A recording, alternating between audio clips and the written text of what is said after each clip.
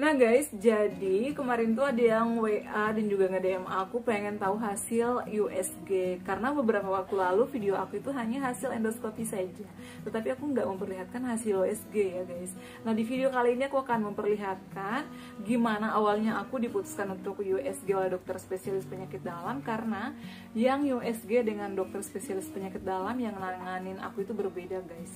Kalian penasaran? Simak video ini sampai selesai, bantu aku subscribe juga. Jangan lupa follow Instagram aku juga dan juga TikTok aku ya di @noladarum_od. Untuk TikTok aku nolawaod21.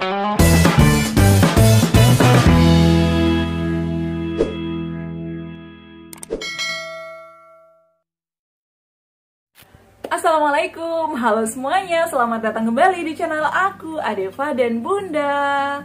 Apa kabar? Semoga semuanya sehat selalu ya. Nah di video kali ini aku juga lagi-lagi akan share terkait asam lambung, GERD dan juga anxiety. Jadi ada juga TikTok aku ya di nolawaod21, nanti bisa dicek ya. Aku juga sekarang mulai aktif di TikTok, share terkait asam lambung dan yang lain-lainnya. Kegiatan aku hari-hari juga ada di sana. Kalian juga boleh follow aku ya di TikTok. Nah, jadi beberapa waktu lalu baru kemarin sih ada yang nge-DM aku, Bun, hasil USG-nya seperti apa? Aku kemarin cuma ngasih lihat hasil endoskopinya aja. Jadi di sini aku bakalan kasih lihat lagi ya hasil USG dan juga endoskopi aku. Bun, gimana sih caranya kita minta rujukan? Gimana sih kita minta agar kita di USG? Nah, sebenarnya dari kita sendiri sih ya. Aku kemarin tuh nggak minta, jadi perjalanan aku itu sebenarnya panjang ya, dari dokter klinik, dokter praktek, kemudian aku ke puskesmas, dan aku memutuskan untuk ke dokter spesialis penyakit dalam itu bukan waktu yang mudah dan bukan waktu yang cepat. Jadi panjang banget prosesnya karena aku merasa udah minum obat-obatan banyak tapi nggak ada perubahan. Akhirnya aku desak dokter puskesmas untuk memberikan saya rujukan ya, karena aku pakai BPJS kelas 1. Ada juga yang menanyakan kemarin, Bun, BPJS-nya kelas berapa? Aku kelas 1. Tapi menurut aku kelas 1, 2, dan 3 sama aja sih pelayanannya, ngantri-ngantri juga ya. Cuman aku nggak tahu juga sih ya kalau misalnya kelas 2, kelas 3 setelah itu kayak gimana. Tapi menurut aku sih sama aja. Nah, jadi kemarin itu pada saat aku ke dokter spesialis penyakit dalam ditanya-tanya ya seperti ini. Akhirnya aku disarankan untuk USG. Itu dokter spesialis penyakit dalam karena melihat hasil pemeriksaan kita. Jadi kita nggak bisa serta-merta, dok aku mau USG. Jadi harus dicek dulu sama dokter spesialis penyakit dalam. Ya.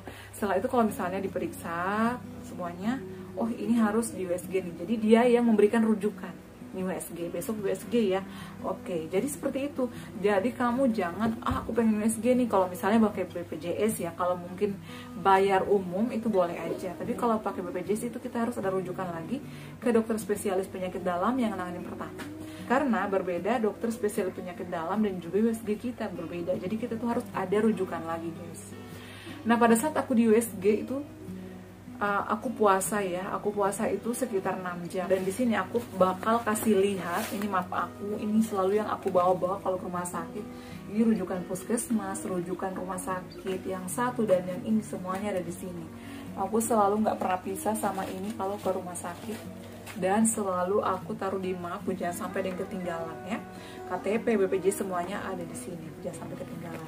Nah, jadi kemarin itu ada yang nanya hasil USG aku, makanya di sini aku akan memperlihatkan hasil USG aku. Bun, hasil USG-nya di mana sih? Gimana? Aku itu USG-nya di Rumah Sakit Hermina Podomoro Sunter ya, Jakarta Utara. Dan ini dia guys hasilnya, karena pada saat video pertama aku nggak memperlihatkan. Jadi hasil USG ya, atau perut aku seperti ini. Nah, ini aku kaget lihat ini kok ada ternyata aku pakai KB spiral atau IUD ya, jadi terlihat ya semua yang ada di perut kita itu terlihat guys. Nah, jadi hasil USG-nya seperti ini guys. Nah, jadi kayak gini ya hasil USG-nya ya. Menurut aku sih kayak USG anak bayi gitu loh, tapi ini berbeda ya. Nah, ini namanya itu adalah USG abdomen. Nah, USG abdomennya. Nah, setelah hasilnya keluar, ini USG aku kembali lagi ke dokter spesialis penyakit dalam yang nanganin aku pada saat yang nyaranin aku USG. Jadi dia yang membacakan semua hasilnya apa aja, apakah ada yang harus diwaspadai atau yang harus diobatin serius, dia yang menjelaskan. Yang USG itu dia nggak menjelaskan apa-apa, dia hanya tugasnya USG dan memberikan keterangan ini. Ini adalah keterangan yang diberikan oleh dokter yang USG saya, yaitu di sini ada nama dokternya juga ya. Ini aku di Hermina Podomoro Sunter ya.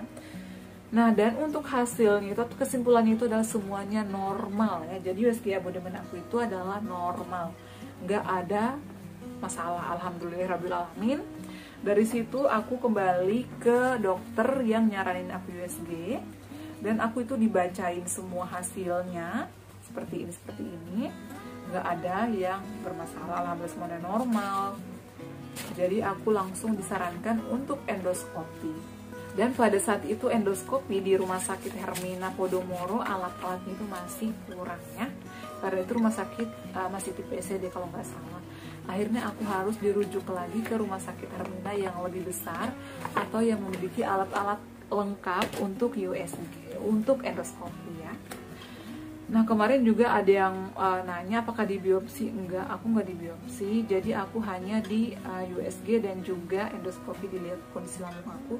Karena semuanya masih normal. Aku juga nggak disedot asamnya karena memang sih kata dokter aku tuh banyak asamnya hasil endoskopinya, tapi nggak disarankan untuk melakukan penyedotan. Karena yang menyarankan penyedotan itu juga dari dokter spesialis yang endoskopi kita ya. Tetapi kata yang endoskopi aku, dokter Ardiando, yaitu dokter aku, katanya masih batas wajar, sehingga aku diberikan hanya beberapa obat-obatan yang aku tebus sendiri. Di video sebelumnya sudah ada ya nama-nama obat aku. Nah, dan buat kalian yang pengen tahu hasil endoskopi aku, di sini akan perlihatkan lagi. Jadi aku itu endoskopinya pada tanggal 23 September ya, tahun kemarin, sekitar 6 bulan yang lalu. Dan ini dia guys, di video aku sebelumnya sih udah ada ya. Nah, jadi ini banyak gas, terjadi peradangan juga. Semuanya sih masih normal-normal aja. Nah, jadi yang menyarankan untuk endoskopi ini juga adalah dokter spesialis penyakit dalam juga setelah USG-nya keluar. Jadi kita tuh nggak serta-merta, aku mau USG aku mau endoskopi itu dokter yang memutuskan guys, bukan kita sendiri ya. Jadi itu yang aku lakukan pada saat aku pengobatan GERD ya. Karena aku itu dari hasil diagnosa pertama itu aku gastritis ya, karena memang banyak gasnya aku ngerasain. Yang aku alami itu adalah sendawa-sendawa, gasnya banyak, dan yang paling parahnya itu adalah menjelang maghrib. Jadi habis maghrib itu aku mulai begah, perut aku kadang keras, kembung, banyak anginnya, sehingga dokter itu bingung ini kenapa, padahal makanan aku itu udah pantang banget. Ternyata itu aku dari stres itu juga berpengaruh sama lambungnya. Pokoknya kalau biangnya atau akarnya daripada penyakit itu adalah dari faktor pikiran. Makanya aku selalu menyarankan buat kalian untuk selalu happy dan happy. Karena kalau kita bahagia ya, jangan mengeluh deh. Itu nanti insya Allah kita akan sehat-sehat aja, nggak bakalan ada penyakit yang akan menyerang ke kita ya.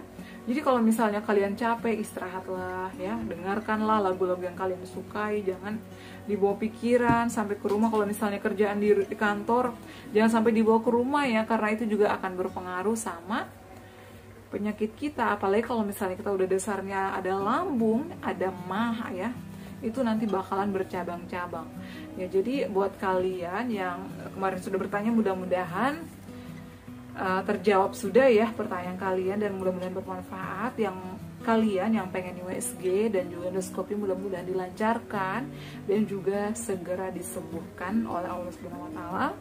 Karena kemarin tuh banyak banget yang nanya aku guys ya. Mohon maaf kalau misalnya aku selalu nggak menjawab atau telat balas komentar-komentar kalian.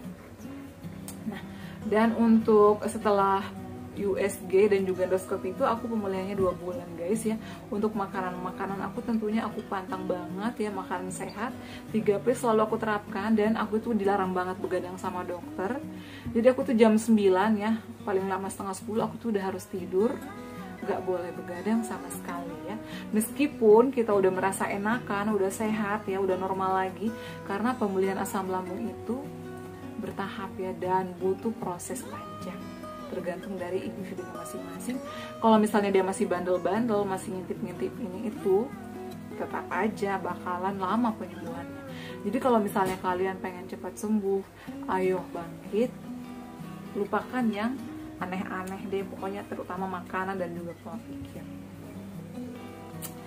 Oke guys, cukup sekian ya untuk video kali ini, mudah-mudahan bermanfaat. Jangan lupa untuk terus dukung channel aku, Adeva dan Bunda, dengan cara like, comment, share, dan subscribe.